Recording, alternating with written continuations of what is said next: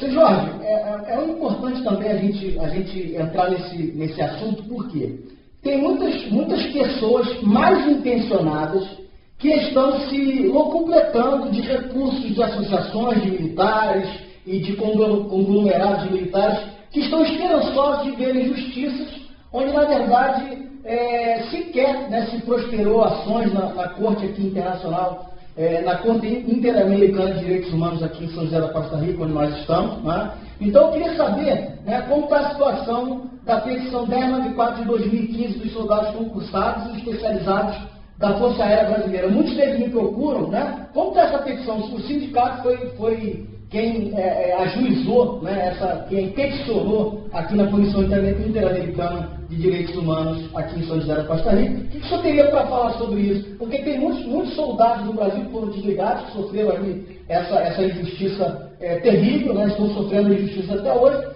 e estão sendo enganados por pessoas que não têm escrúpulos, e eles precisam saber a verdade. Essa P1094/15, doutor, fui eu que fiz no ano de 2015, fui eu que fiz. No entanto, quem assinou é uma associação de Brasília, não foi o Sindimil. O Sindimil ainda não existia à época, tá? Então, essa petição, ela foi realmente protocolada na comissão em Washington, nós estamos na Costa Rica, ela foi debatida. Essa aqui é o comprovante do protocolo, tá? E depois, não se sabe porquê, mas já tem vídeo dela que ela está arquivada definitivamente, tá? Ela está arquivada. Ela foi defenestrada do Sistema Interamericano de Direitos Humanos. Ela não chegou ao Brasil, o Brasil não tomou conhecimento.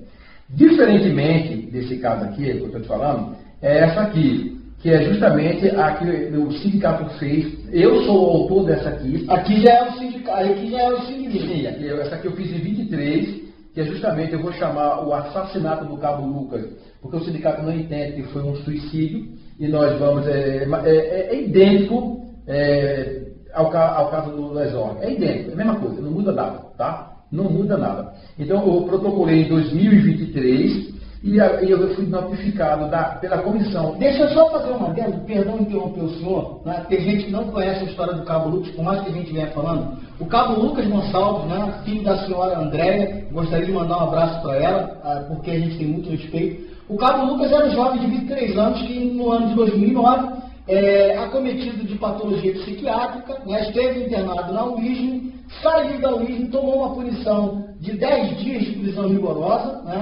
ele foi trancafiado num xadrez, numa prisão, numa cadeia na base naval do Rio de Janeiro, no complexo de Mocanguê, e aí, naquele contexto, ele supostamente se suicidou. Ainda que tenha sido um suicídio, esse suicídio, o sindicato dos militares entende como um suicídio provocado, digamos assim. Ele tinha uma série de medicamentos que ele tomava, inclusive na bula desses medicamentos, assinala para uma possível possibilidade de suicídio. Então, ele jamais poderia ser trancafiado naquela cela, jamais poderia ter sido sentenciado pelo comandante na época da base naval do Rio de Janeiro, o senhor Rudy Clay Cantarim, e foi isso que aconteceu. Então, é aí que isso entra com essa peça e com esse pedido. Exatamente. Por quê? Para as pessoas não serem enganadas. A 1094, ninguém mostra a continuidade dela. Ninguém mostra, porque não tem que mostrar. Ela foi defenestrada.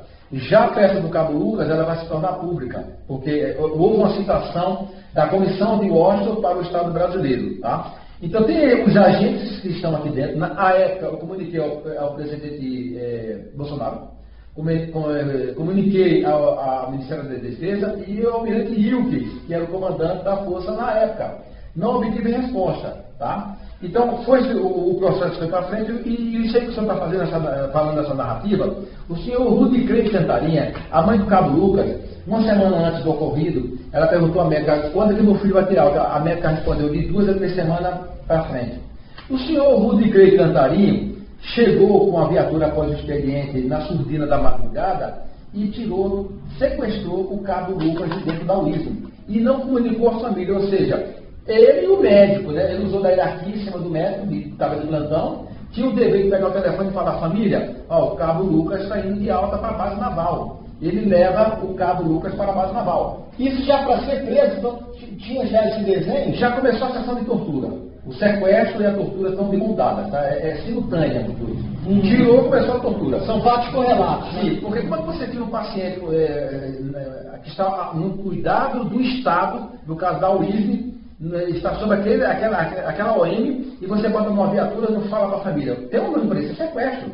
O nome disso é sequestro, ele sequestrou. Inclusive, só para abrir um parênteses, na mesma época do Cabo Lucas, eu tenho outro caso, né, do militar que me procurou. Hoje ele é formado em Direito, está na Bahia, né, está advogando. Ele foi preso, também estava paciente psiquiátrico, e ele não assinou o termo aquele termo praticamente forjaram da recusa que não quer falar com a família. Que não quer falar com a família, exatamente isso. Exatamente. Então o Cabo Lucas foi levado, o universo conspirou a favor do Sr. Moisés, que é o pai, ele foi avisado, e o Sr. Moisés foi buscar o Cabo Lucas.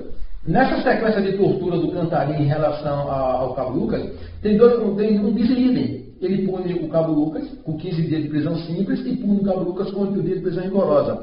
Eu já comuniquei a Comissão Americana, o Estado tem que responder por isso. Tá? Então, na verdade, foi 2 tipos de prisão, 15 dias de simples e 8 de rigorosa. Ele dobrou a pena. Isso aqui chama-se no direito penal bis in idem, você sabe? Sim. Não, bis in idem. São 2 punições por o fato comum, né? Agora, quem ele puniu? Ele puniu praticamente um incapaz, uma pessoa que tomava remédio, uma pessoa que estava sob tinha que ficar na medicação, que a depressão é uma doença terrível, tá?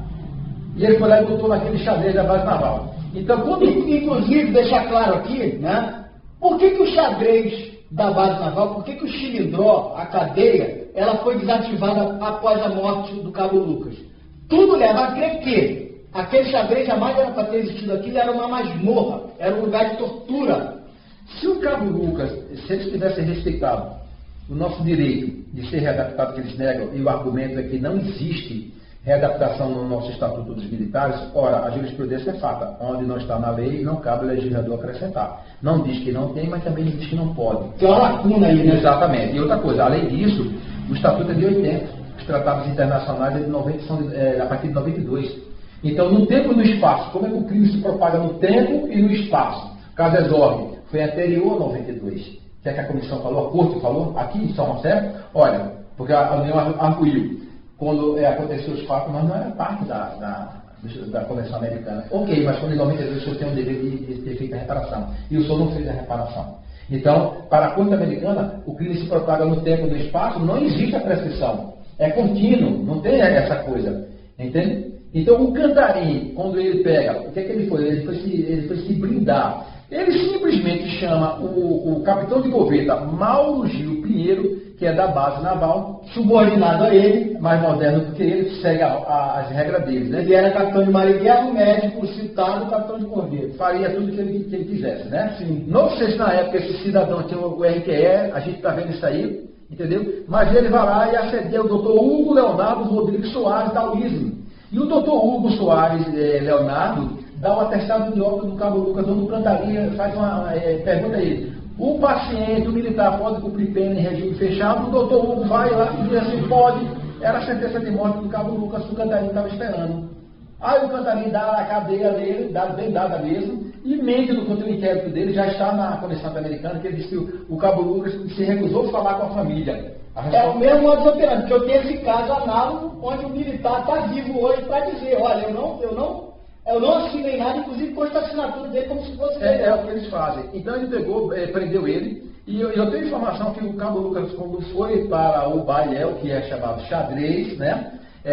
Tinha uma oficial de serviço, a tenente Priscila Santana Pereira, não sei se ela está nativa. Não está, porque ela é RM2, ela é de 2015, pelo nível que eu estou vendo aqui, ela provavelmente já foi embora. Né? Onde for que ela estiver, ela vai ser arrolada e o processo vai seguir. E vai sair uma condenação para essa senhora, porque ela tem que ter observado o zelo. Como é que eu vou dar um lençol a um paciente psiquiátrico dentro do xadrez? Ela é conivente, esse pessoal é tudo conivente. E somos também o contramestre do dia, na hora que o Cabo Lucas foi recolhido. Todos os pessoal aqui, eles vão responder. Exceto, por exemplo, o Cantarim vai responder por sequestro, tortura e homicídio doloso por não eventual morte. Os restantes só tem o sequestro, mas vai responder por tudo isso aqui. O sindicato está pedindo que a Corte Americana, a comissão, reabra esse processo nesses termos, porque eles vão pegar muitos anos de cadeia. Vão aprender que tem que respeitar nós praças, que nós não somos trapo de cozinha. Nós somos seres humanos. Só desse jeito eles aprendem. Deixa eu fazer uma pergunta para o senhor. Né? O sindicato ele tá com uma ação, né?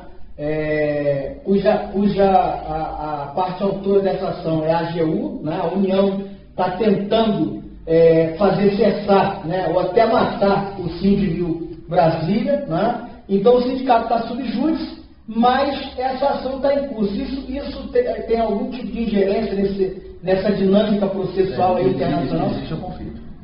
Existe um conflito de norma. Porque olha só, o Estado brasileiro, primeiro eles caçam, a AGU foi na Receita Federal e caçou o CNPJ na via administrativa. Ferindo tudo, tá? Depois, a primeira vez ele esteve no cartório, falou com o tabelião falou, só com a sentença transitada julgada. Na segunda vez não aguentou o aperto e foi lá e caçou. Porque para caçar um sindicato tem que ter uma sentença transitada e julgada. Vai chegar na STF. Pois é, então toda essa falácia de que o sindicato não está efetivo, ela está sendo veiculada aí por alguns veículos, é de fato uma falácia, né? Em tese, nós estamos sob júdice, isso é um fato, no Brasil. Agora, toda essa dinâmica muda com isso aqui, com a citação dessa peça aqui do Cabo Lucas, que já foi notificado em Itamaraty, tá? Isso é recente, essa decisão recente. Eu fui notificado no dia 14 e o Itamaraty foi dia 16. Agora eu quero ver o Estado brasileiro chegar e responder, que eles vão ter que responder, dizer assim, não negociamos com eles porque o 142 da Constituição não permite que militar tenha sindicato. Eu duvido muito que eles respondam isso aí, tá? Eles fazem isso internamente, tá? Lá no Brasil. Aqui eles não vão dar essa resposta. Então, olha o conflito. Aqui, agora mesmo... O Pacto de São José da Costa Rica garante, como trabalhadores, que os militares brasileiros sejam parte de sindicato. Nós não somos tratados, a OIT nos trata como trabalhadores. O STF diz que nós somos militares, mas existem convenções que o Brasil assinou que nos trata como trabalhadores, tá? E a Convenção Americana sobre Direitos Humanos, o Protocolo de São Salvador, diz que nós temos o direito de sindicato. Que fala lá um termo, que tem pessoas que não lêem toda a dinâmica do artigo, de só o que interessa. Ela está falando proibições. Restrições, desculpa, não proibições. Está falando restrições. Restrições é uma coisa, proibição é outra. Mas se você ler todo o artigo, restrições, caso seja necessário no Estado Democrático de Direito. E o Estado vai ter que dizer para a comissão, essas restrições se faz necessário por conta disso, esperar, não concordamos. Então nós podemos ter sindicato. Então é importante ressaltar também que, né, nós não estamos falando do Sindimil sobre militares ativos, né? Porque o sindicato ele é um sindicato de militares inativos, reformados e pensionistas. Quem é abarcado pelo sindicato? Quem são aquelas pessoas que estão ali filiadas ao Sindimil? Olha, hoje, quando eu fundei o sindicato, eu não filiei ninguém. Afiliei ninguém por quê? Eu vou explicar assim, porque eu sabia que eu passava por tabelada. Então eu resolvi abarcar sozinho, segurar essa aqui sozinho, tá? Não botei filiado porque eu sabia que esse momento ia chegar. Ou o momento da OEA se manifestar, eu acabei sendo notificado pela Corte. Eu, Jorge Brito, presidente do Sindimil, acabei de receber uma carta agora da Corte Interamericana, que é o órgão que está acima desse aqui, da comissão, que mandou uma carta para o sindicato. Aí fica a pergunta, um comparativo. A Corte Interamericana ou a Comissão Interamericana receberia uma petição do PCC? Um agente capaz, né? À margem da lei, né? Jamais receberia, concorda? Sim. Então eu fui notificado pelo Sistema Interamericano de Direitos Humanos. Então quem é que está afiliado? Essa norma que eu estou te falando, tanto da convenção, quanto do protocolo e jurisprudência da Corte, página, doutor, as pessoas não acreditam, mas alcançam os militares ativos. Pelo que o senhor fala, o senhor tem uma profundidade muito grande, uma gama muito grande de conhecimento que tange o direito internacional, os direitos humanos.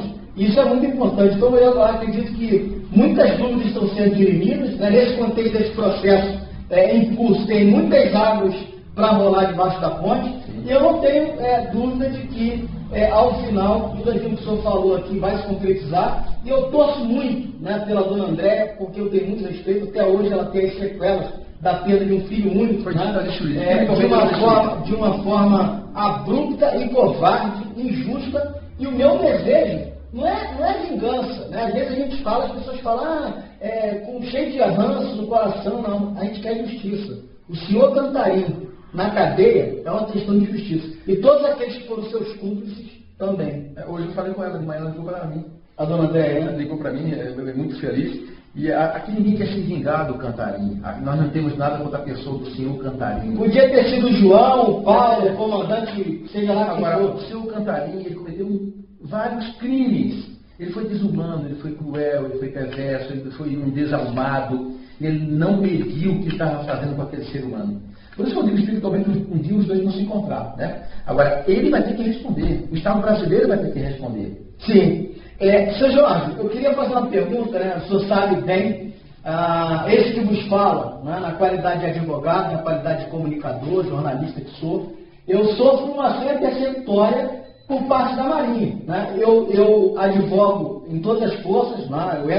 Eu tenho trânsito no Exército, na Polícia Militar do Estado do Rio de Janeiro, dos outros estados, enfim, bombeiros militares, mas na Marinha eu tenho encontrado todo tipo de óbice para eu exercer o meu mistério enquanto advogado, né? Eu fui preso no dia 13 de janeiro de 2025 e enfrentei ali as agruras daquela prisão, fiquei trancado numa sala incomunicável, né? A OAB tomou algumas providências em relação a isso, né?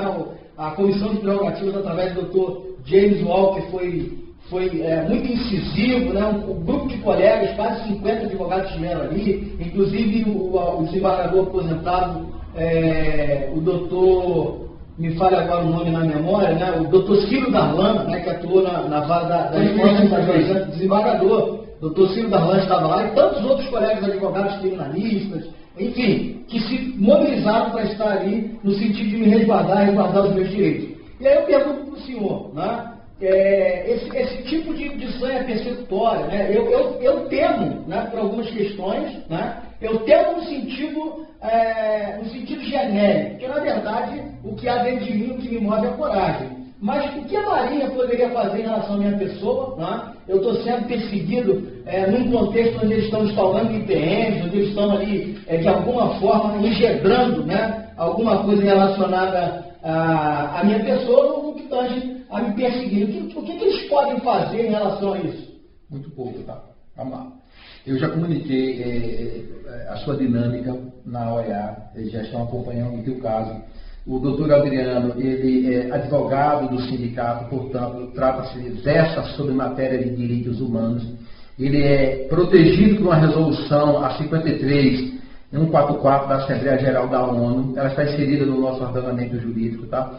E eu não conheço um vídeo seu, eu desconheço um vídeo seu, onde o senhor foi lá e atacou a honra da instituição. Eu desconheço. Eu desconheço um vídeo seu que o senhor chegou lá e atacou a honra objetiva, subjetiva de algum comandante. Eu desconheço.